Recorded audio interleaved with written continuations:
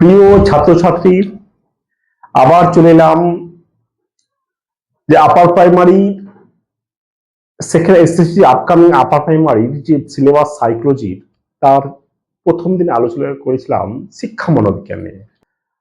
তারপর দ্বিতীয় যে টপিক সেটা খুব গুরুত্বপূর্ণ, বৃদ্ধি ও বিকাশ। আজকে বৃদ্ধি ও বিকাশ, বৃদ্ধিটার থেকে বিকাশ বেশি গুরুত্বপূর্ণ, তাই বিকাশটা আমরা ডিটেলসে আলোচনা করব। বিকাশটা কি, এর ব্যাখ্যা কি, কিভাবে এলো, বিকাশ বলতে কি বোঝো, যে মানুষের যে দৈহিক বিকাশ অর্থাৎ ওজন বেড়ে যাওয়া, শারীরিক বৃদ্ধি, হাত পা যে ছড়িয়ে যাওয়া, এইগুলোই হচ্ছে বৃদ্ধি। তাহলে বৃদ্ধি বলতে কি বোঝো? জাস্ট এইটুকু। বৃদ্ধি সম্পর্কে বিশাল কিছু নেই, এটা একটা পরিমাপযোগ্য একটা বিষয়, কিন্তু আসল বিষয় হচ্ছে বিকাশ। বিকাশটি কি, আমরা কেন বিকাশ এবং বৃদ্ধি পড়ব, এর সঙ্গে শিক্ষণের কি সম্পর্ক? তো বিকাশ বলতে বোঝায় যে একজন শিশুর বা মানুষের অর্থাৎ জন্ম থেকে মৃত্যু পর্যন্ত তার যে সামাজিক, প্রাক্ষবিক, তার যে দৈহিক, মানসিক যে বিকাশ ঘটে, তাকে যে প্রত্যেকটি বিষয়ের মিথস্ক্রিয়ার ফল হচ্ছে বিকাশ। অর্থাৎ সামাজিক বিকাশ, প্রাক্ষবিক বিকাশ, মানসিক বিকাশ একসঙ্গে মিথস্ক্রিয়া ঘটে, তার ফলে বিকাশটি সম্পূর্ণভাবে ঘটে। বিকাশ আমাদের চারটি পদ্ধতি ঘটে, আমরা আলোচনা করব। যে বিকাশের ধারণা ও শিক্ষণের সম্পর্কে কি সম্পর্ক। শিক্ষণের প্রধান দুটি উপাদান এর আগে বললাম, যে বৃদ্ধি ও বিকাশ। পরিবর্তনশীল পরিবেশের সঙ্গে অভিযোজনের যে বৃদ্ধি ও বিকাশের একটা বিশেষ ভূমিকা রয়েছে। পরিবর্তনশীল পরিবেশের সঙ্গে অভিযোজনের, আমরা জানি পরিবর্তনশীল বলতে যে এখন বৃদ্ধি যে ছোট, পা হাত ছোট ধরুন, এক সময়তে বড় হবে, বাড়বে। বৃদ্ধি একটা লিমিটেশন রয়েছে, একসময় দাঁড়িয়ে যায়। বিকাশ কিন্তু থেমে থাকে না, বিকাশ কিন্তু বৃদ্ধির ফল। মনোপ্রখ্যাত মনোবিদ সুইস যে মনোবিদ জ্যাপিয়াজি এই বিকাশের চারটি প্রক্রিয়া ব্যাখ্যা করেছেন। স্তর নয়, কিন্তু বিকাশটা কিভাবে ঘটে তার যে পদ্ধতি, এই পদ্ধতি কে চারটি পদ্ধতির কথা উল্লেখ করেছেন। এই চারটি পদ্ধতির সাহায্যে বিকাশটা পরিপূর্ণতা লাভ করে, এটাই কিন্তু তিনি ব্যাখ্যা করেছেন। এক, পরিণমন, ম্যাচুরেশনস। এই পরিণমন অর্থাৎ যে বৃদ্ধির সঙ্গে সঙ্গে একটা শিশু বৃদ্ধির সঙ্গে সঙ্গে তার বিকাশ ঘটবে, এটা একটা পদ্ধতি। দুই, অভিজ্ঞতা অর্থাৎ দেখে শিখবে, কোনো কিছু অভিজ্ঞতা অর্জন করার মাধ্যমে বিকাশটা ঘটে, যা পেয়েছে কিন্তু ব্যাখ্যা করে বলছেন। তিন, মানসিক যোগাযোগ অর্থাৎ যে তার মনে যে দৃঢ়তা, ক্ষমতা লাভ, কখন কোনটা কিভাবে করতে হবে তার যে ক্ষমতা লাভ, অধিকার, তার ফলে কিন্তু যে কমিউনিকেশন সমাজের সঙ্গে বা পরিবেশের সঙ্গে, তার ফলে কিন্তু বিকাশ ঘটে। এবং চার নম্বর, ভারসাম্যকরণ অর্থাৎ ভারসাম্য হচ্ছে ব্যালেন্স বজায় রাখা। একটা সুস্থ স্বাভাবিক মানুষ তার বিকাশ যে ঘটে, সেটা তো সম্পূর্ণভাবে গঠনমূলক বিকাশ ঘটতে হবে।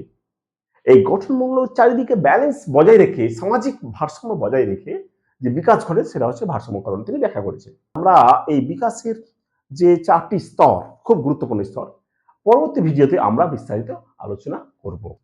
তো আমাদের মাথায় রাখতে হবে যে মানসিক বিকাশ ছাড়া শিশুর সামঞ্জস্যপূর্ণ সর্বাঙ্গীন বিকাশ সম্ভব নয়। বিকাশের যে গুরুত্বপূর্ণ অংশ মানসিক বিকাশ। দুই নম্বর, যে সাধারণ পরিবার বর্গ শিশুর শারীরিক বিকাশের দিকে বেশি নজর দেওয়ার ফলে মানসিক বিকাশ অবহেলিত হয়। অর্থাৎ যে মানসিক বিকাশ ঘটে সেগুলো কিন্তু পরিবার বর্গ বা মানুষ এটাকে অবহেলিত করে, মানসিক বিকাশকে অবহেলিত করে শারীরিক বিকাশের দিকে তারা কিন্তু ঝুঁকে পড়ে। তারপরে মনে রাখতে হবে আমাদের যে শিশুর মানসিক বিকাশের ক্ষেত্রে পরিবার ছাড়াও শিক্ষাদানের শিশুর মানসিক বিকাশের কথা মাথায় রাখতে হবে। অর্থাৎ শুধুমাত্র পরিবার যে বিকাশের ক্ষেত্রে পরিবার শুধু দেবে একটা শিশুর বিকাশের ক্ষেত্রে তা নয়, শিক্ষাদানের জন্যও কিন্তু বিকাশটা খুব গ্রহণযোগ্য। বা আমরা দেখলাম শিশুটা 3টি বিকাশ, শারীরিক, মানসিক, সামাজিক। আমরা 3টে পরপর কিন্তু আলোচনা করলাম। এরপর আমরা বিকাশের আবশ্যিক শর্ত, অর্থাৎ বিকাশ হতে গেলে কোন কোন শর্তগুলো প্রয়োজন। মানুষের কাজ করার যে পরিবর্তন, সেটাকে বলা হয় ক্রিয়াগত পরিবর্তন। ধরা যাক কোনো শিশু জন্মগত প্রতিবন্ধকতার কারণেই হাঁটতে পারে না। এক্ষেত্রে শিশু পায়ের বৃদ্ধি ঘটে, কিন্তু পায়ের কার্যকারিতার পরিবর্তন হয় না। এটা খুব গুরুত্বপূর্ণ, এটাকে বিকাশের একটা অংশ, গুরুত্বপূর্ণ অংশ। অর্থাৎ শিশুর দৈহিক বৃদ্ধি ঘটছে, বিকাশ হয়নি, কারণ চলনের চাহিদা পূরণ সম্ভব হয়নি।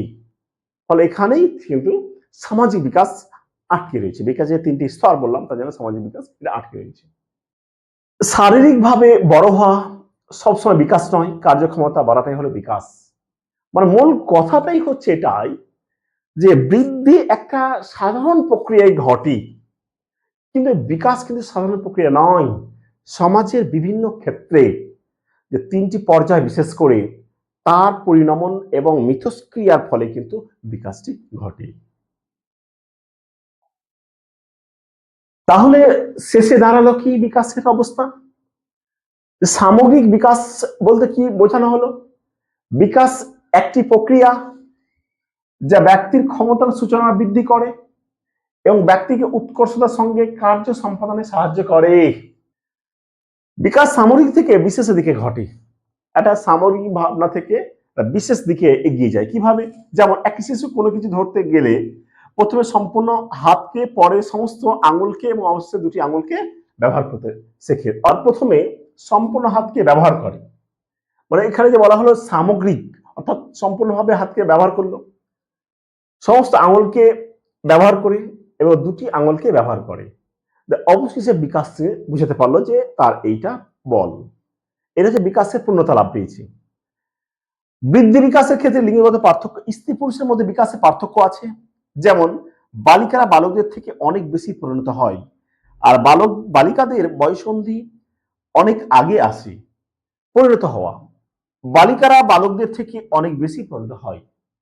বোঝা যাচ্ছে এখানে কি বলা হচ্ছে, বয়ঃসন্ধি বাড়তি সময়কাল, বালিকাদের বয়ঃসন্ধি অনেক আগে আসে। এবং 3 নম্বর, অর্থাৎ লিঙ্গগত পার্থক্যের কারণে বিকাশের গতির সময় এক নয়। যেহেতু লিঙ্গ ছেলে মেয়ে বা বালিকা আলাদা, সেই জন্য তাদের কিন্তু বিকাশ একই সময়ে একই রকম ভাবে ঘটে তা না কিন্তু নয়।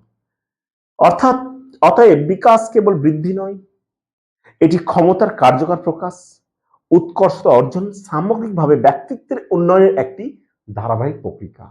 এই বিকাশের না ঘটলে সমাজে বিভিন্নভাবে সে কিন্তু অবহেলিত হয়। তো এই ছিল বিকাশ সম্পর্কিত একটা প্রাথমিক ধারণা।